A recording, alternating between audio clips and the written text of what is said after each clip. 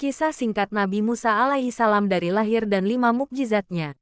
Salah satu nabi yang wajib diimani dan dipelajari oleh umat Islam adalah Nabi Musa alaihi salam. Nabi Musa memiliki kisah hidup yang penuh pelajaran. Beliau juga memiliki mukjizat yang mengagumkan.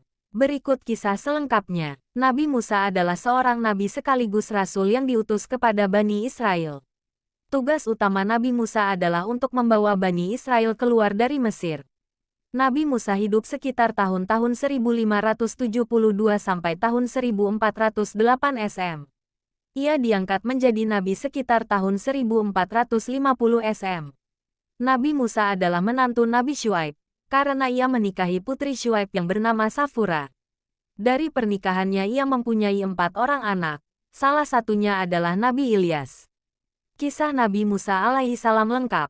Kelahiran Nabi Musa alaihi salam. Nabi Musa dilahirkan pada waktu di mana bayi laki-laki harus dibunuh. Aturan ini dibuat oleh raja kala itu, Raja Fir'aun. Hal ini diawali karena Fir'aun mendapatkan mimpi buruk dan mimpi tersebut ditafsirkan bahwa akan ada anak laki-laki dari Bani Israel yang akan menghancurkan Mesir. Oleh karena itu, sejak ibu Nabi Musa hamil, ia berusaha menyembunyikannya. Dengan kehendak Allah, perut ibu Musa tetap tidak membesar dan tidak menunjukkan tanda-tanda kehamilan. Tidak ada anggota pasukan Fir'aun yang mengetahui keberadaannya hingga saat kelahiran Musa. Ibu Nabi Musa terus mengkhawatirkan anaknya, hingga datanglah ilham dari Allah. Susuilah dia Musa jika engkau khawatir terhadapnya, maka hanyutkan dia ke sungai Nil. Janganlah engkau takut dan bersedih. Sungguh kami akan mengembalikannya kepadamu dan menjadikannya salah seorang rasul. Quran Surat Al-Qasas 28:7. Dihanyutkan dan ditemukan oleh istri Fir'aun. Ibunda Nabi Musa memasukkan bayi Nabi Musa dalam peti yang dihanyutkan ke sungai Nil. Peti itu pun kemudian ditemukan oleh permaisuri Fir'aun, Asyah. Melihat bayi tampan di dalamnya, Asyah ingin mengangkatnya menjadi anak. Meskipun Fir'aun ingin membunuh bayi itu, sang permaisuri membujuknya, menyebutnya sebagai penyejuk mata dan berharap bayi tersebut bisa bermanfaat atau diangkat menjadi anak. Fir'aun pun setuju, dan bayi Musa diasuh oleh sang permaisuri. Ketika bayi Nabi Musa menangis kelaparan, para dayang mencarikan ibu susu, tetapi Nabi Musa menolak untuk menyusu kepada siapapun. Kakak Nabi Musa memperkenalkan ibu kandung Nabi Musa kepada para dayang, dan Nabi Musa pun dengan senang hati menyusu dari ibunya. Ibu Nabi Musa diberi hadiah dan upah. Selain itu, ibu Nabi Musa juga merawatnya sampai dewasa, sesuai dengan janji Allah. Nabi Musa dewasa. Nabi Musa tumbuh sebagai pemuda tampan, perkasa, dan pemberani. Pada usia 40 tahun, Allah memberinya hikmah dan ilmu, menjadikannya seorang rasul. Allah anugerahi kepadanya hikmah dan pengetahuan saat dia dewasa dan akalnya sempurna. Suatu hari, Nabi Musa memasuki kota Memphis dan membantu seorang dari Bani Israel ketika bertengkar dengan orang Mesir. Nabi Musa secara tidak sengaja membunuh orang Mesir tersebut yang menyebabkan penyesalan dan ketakutan. Fir'aun yang mendengar berita ini pun mengirim pengawal untuk menangkap Nabi Musa. Sebelum tertangkap, seseorang memberitahu Nabi Musa tentang rencana pembunuhan dan menyarankannya untuk meninggalkan kota. Nabi Musa pun meninggalkan Mesir dan berdoa kepada Allah untuk menyelamatkannya dari kezaliman. Allah pun menuntun Nabi Musa ke negeri Madian, menantu Nabi Syuaib. Di negeri Madian itulah Nabi Musa bertemu dengan kedua anak Nabi Syuaib. Awalnya, Nabi Musa hanya membantu mereka mengambil air, tetapi sang ayah, Nabi Syuaib meminta untuk bertemu Nabi Musa. Nabi Musa menceritakan kepada Nabi Syuaib bahwa dia melarikan diri dari kejaran Fir'aun. Nabi Syuaib berkata, "Jangan takut, sesungguhnya kamu telah selamat dari orang-orang Mesir karena kamu berada di negeri Madian yang jauh dari mereka." Quran Surat Al-Qasas 28:25. Nabi Musa akhirnya menikah dengan salah seorang putri Nabi Syuaib dengan ketentuan Nabi Musa bekerja kepada Nabi Syuaib selama 8 atau 10 tahun. Nabi Musa menyanggupi ketentuan itu dan memilih bekerja genap selama 10 tahun kepada Nabi Syuaib. Setelah menikah, Nabi Musa kemudian meminta izin untuk pulang ke Mesir. Saat tiba di Mesir, Nabi Musa segera bertemu dengan Fir'aun di istananya. Beliau menyerukan Fir'aun untuk bertaubat dan memohon ampunan atas perbuatan fasik yang telah dilakukan.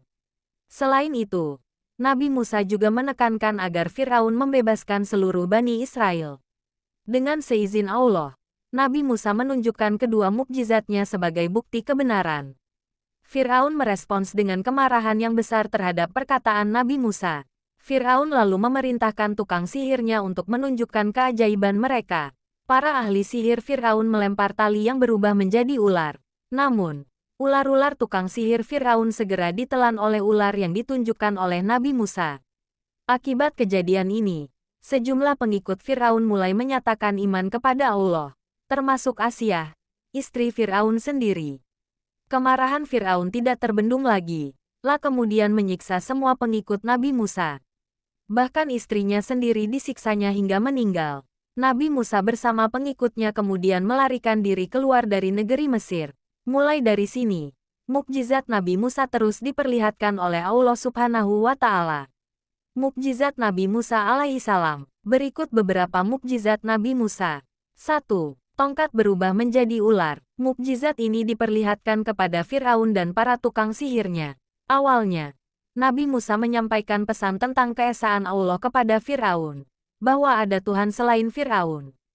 Firaun kemudian meminta bukti untuk mendukung pernyataan tersebut. Nabi Musa kemudian memperlihatkan mukjizatnya sebagai bukti. Tetapi Firaun malah menuduh bahwa yang terjadi hanyalah akibat dari sihir.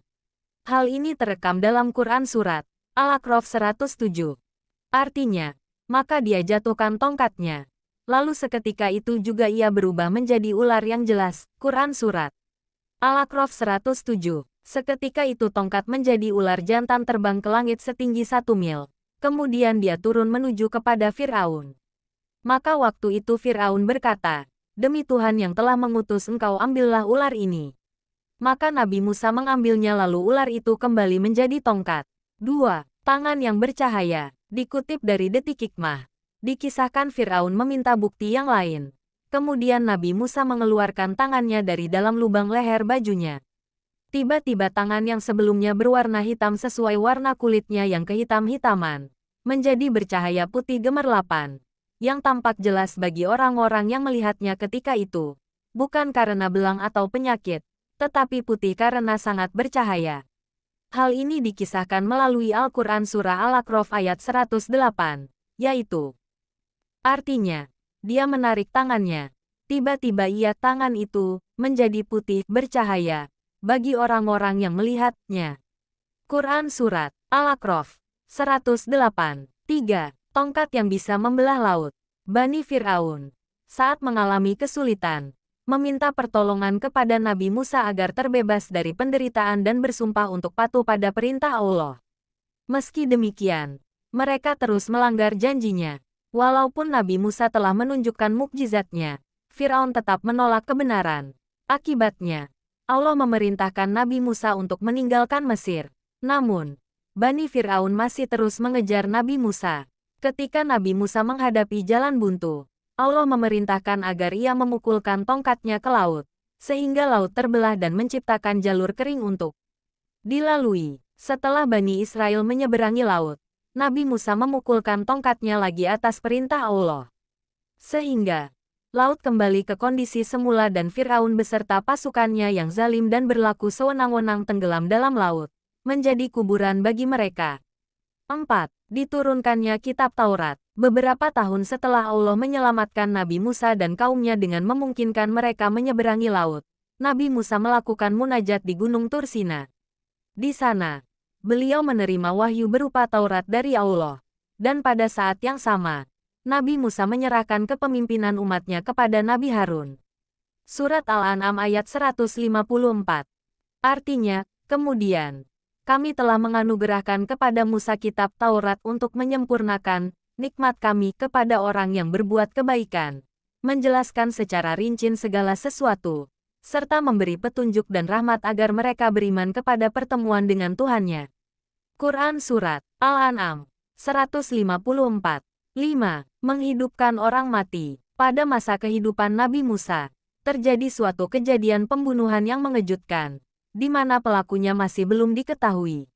Keluarga korban yang terbunuh mengadukan insiden tersebut kepada Nabi Musa. Dengan petunjuk dari Allah, Nabi Musa kemudian memerintahkan keluarga korban untuk mencari seekor sapi yang memiliki karakteristik istimewa, yaitu tidak pernah digunakan untuk membajak, bertubuh gemuk, betina, dan berwarna coklat keemasan.